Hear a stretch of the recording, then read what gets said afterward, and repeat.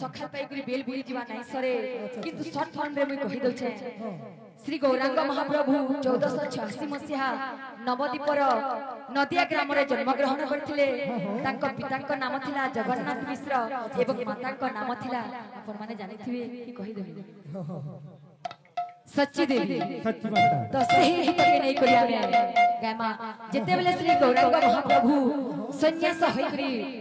घर बाहरी जाउथुस जेते बेले माता सच्ची तांको मना करी बारण करथुस आ कहथुस सन्यास ग्रहण नाई कर आ घरु नाई बाहरु बोली तो गीत आकार रे हमर दर्शक मंडली तथा श्रोता मंडली उपस्थित समस्त भद्र व्यक्ति एवं आबाल वृद्धा वनिता गौरांग सन्यास गीतटा में गाई गाई सुने दमा बोले श्री गौरांग महाप्रभु की बोलो भाई प्रेम से बोलो प्रेम से बोलो भाई प्रेम से